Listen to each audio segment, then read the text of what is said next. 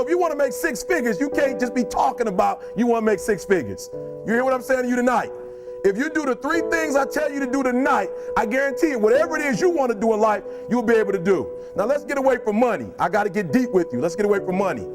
The first one is, when I first said I wanted to make six figures, my boy Marcus Flowers, who's probably making seven figures right now, he came to LA too. He was with us in LA. You see all the videos with all the stars, those are his cars they're driving around in. You see the houses that the rappers, those are his houses in Atlanta that he owns, and they come in and play on. So he's making seven. He taught me how to make money. This is the first thing he came. He told me a story. And the story is about, you guys have probably heard about this before. It was a young man who, he wanted to make a lot of money, and so he went to this guru, right? And he told the guru, I want to be on the same level you're on. And so the guru said, if you want to be on the same level I'm on, I'll meet you tomorrow at the beach at 4 a.m. He liked the beach. I said, I want to make money. I don't want to swim. Guru said, if you want to make money, I'll meet you tomorrow, 4 a.m. So the young man got there at 4 a.m. He all ready to rock and roll, got on the suit. He should have wore shorts.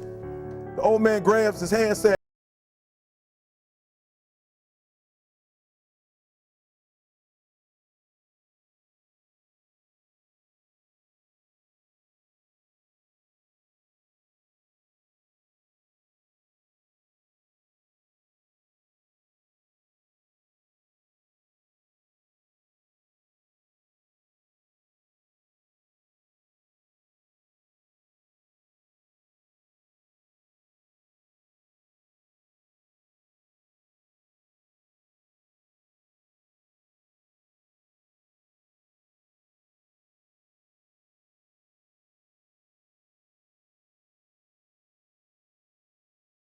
down. I got you. I know you brushed it out, but I got you. He had him held down. I need you for an illustration. He had him held down just before my man was about to pass out.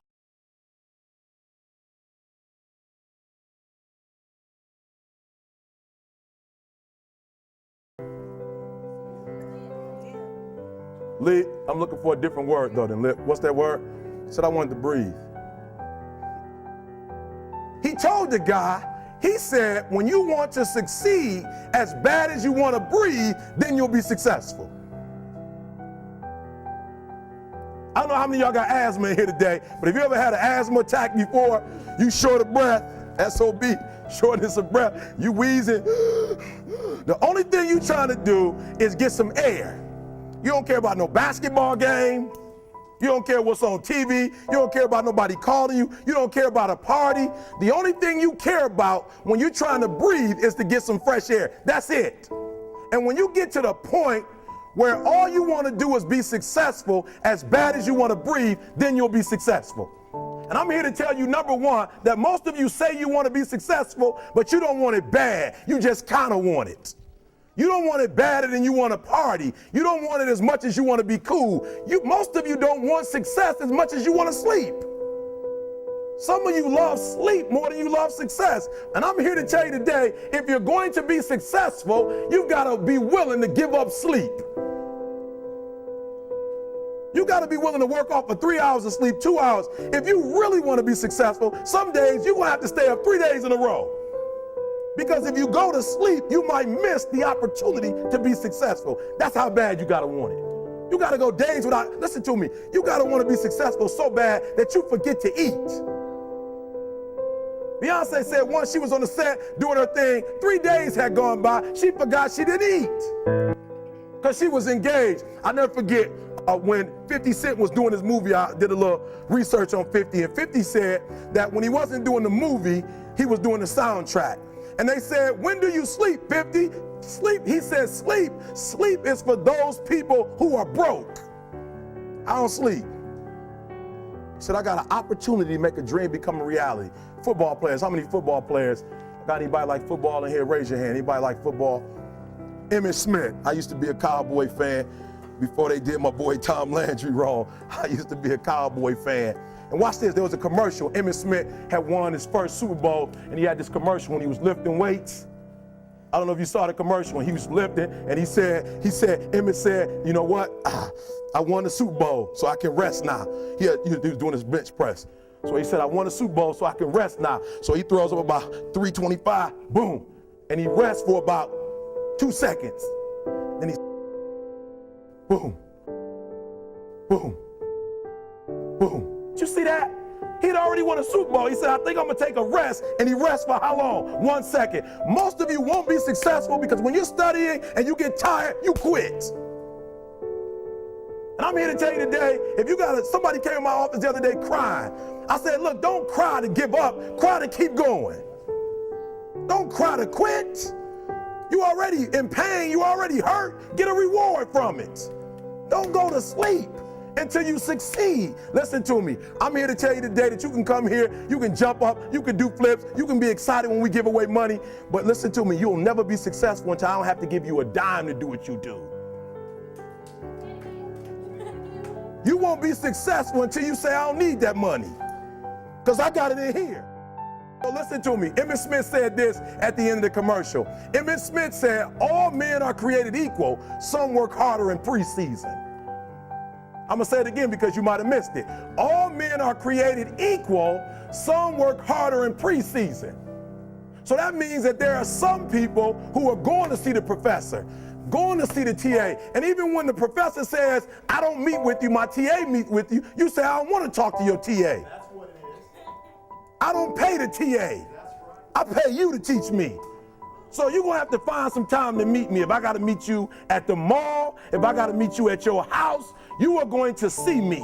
Listen to me. All men are created equal. Some work hard in preseason. When I went to college, guys were way smarter than me.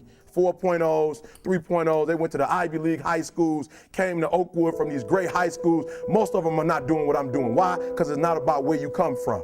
It's about heart. You come to a place where, being smart ain't enough. You got to have heart. That's number one. Watch number two. Number two, catch number two. I wrote it down. I wanted to make sure you got it. It says, watch this. We're talking about sacrifice now.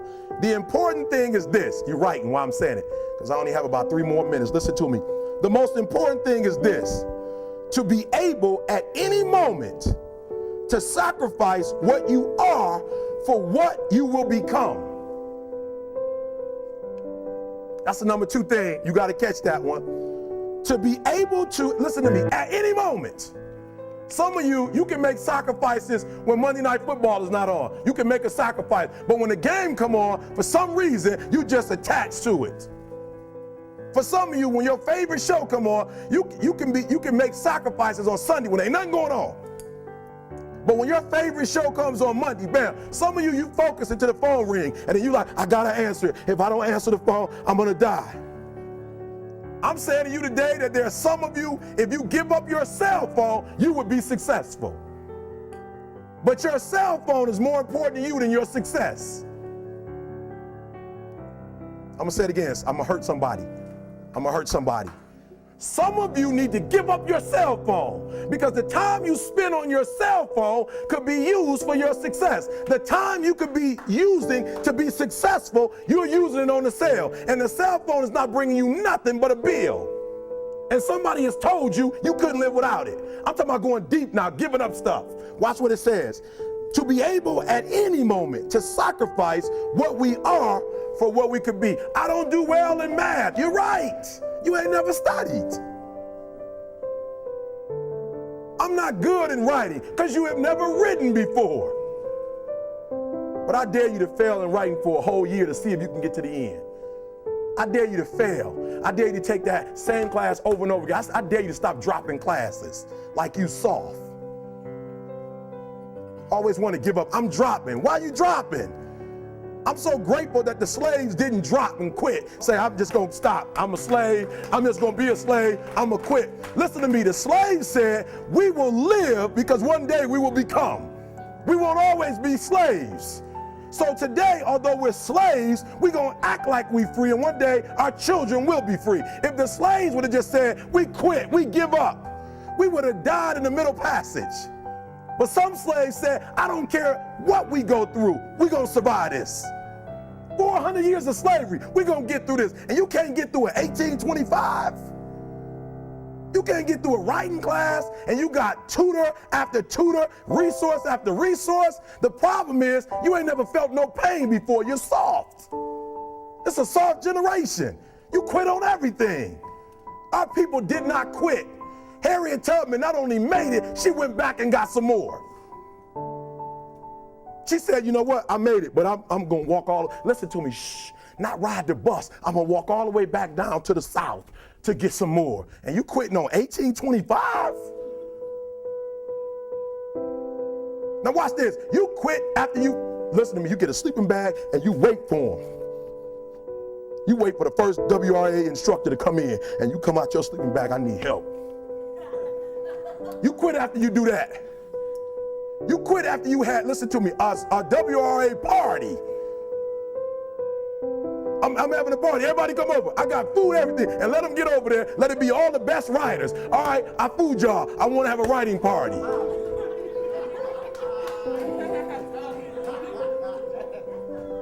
I'm serious. You quitting and you ain't even tried yet. Last one, I'm sorry. Last one. Listen to me. Pain is temporary. It may last for a minute or an hour or a day or even a year. But eventually it will subside and something else will take its place. If I quit, however, it will last forever. Listen to me, I'm telling you as I leave. I was homeless for 2.5 years. And the problem with most of you never felt no pain before. Y'all spoiled. Y'all spoiled. Some of y'all spoiled. Just bottom line. Your parents have done everything for you. You never had to do nothing for yourself. You're spoiled. We're going to keep it real tonight. Some of you are spoiled brats. Every time you ever got in trouble, somebody in your house got you out of it. Every time you've done something you're not supposed to do, people say, Eric, your mother's a tyrant. You're right. She kicked me out. You're right. She's mean, but she developed a man because she put me out there and said, you're going to have to grow up. And some of you have never learned to grow up. And so every time something get hard, you quit, you call mama. I dare you to take a little pain. I dare you. I dare you not to go home. Somebody said, I don't go home, I feel bad. Go through it. You ain't gonna die. At the end of pain is success. You're not gonna die because you're feeling a little pain. I'm not eating like I eat at home. That's why you're about to go to the next level, because if you keep eating like you ate at home, you will keep being a boy or a girl. It's time to become man, woman. So don't worry about a little pain. My greatest asset is I was homeless, so I can't feel a whole lot of pain. I've already been alone. There's not a whole lot of hurt I can feel on a little paper, on a little test. So I leave you, listen to me. We have gotten to a point where it's midterms and we're moving forward. The days of you getting money, I'm not saying we quitting, but I'm saying the day has got to go from external to internal. You have to give it everything you got. No more TV, no more parties, no more playing. If you don't have a 4.0, what you need to be doing is studying. Get off the phone. I'm sorry, I'm not available until the end of this year. No, I'm for real. You reached the right number, but you called me at the wrong time. Call me back January 1st. I'm about to get busy now. Huh? I want you to have a countdown of your own and say when the countdown is over, will the real, watch me, because when I was homeless, I knew something was wrong. I knew that wasn't the best of me. And one day I said, will the real Eric Thomas please stand up? Will the real Eric Thomas please stand up? Stop being this high school dropout. Stop giving up. Stop sleeping on the street. Stop walking up and down Finkel Avenue like you ain't got nothing, and get your GED. Stop being afraid to take a test. Stop being afraid to go to college because your daddy didn't go and your mama didn't go. Stop being afraid and be the best Eric Thomas you can be. But listen to me, it's going to be hard. It took me 12 years to get a 4-year degree, but I got it. And guess what? On a degree, it don't have dates. So if it took you 4 and it took me 12, it don't show up nowhere. But I'm exactly where I wanted to be because I realized I got to commit my very being to this thing. I got to breathe it. I got to eat it. I got to sleep it. And until you get there, you'll never be successful in life. But once you get there, I guarantee you the world is yours. So work hard and you can have whatever it is you want. Thank you guys for your time.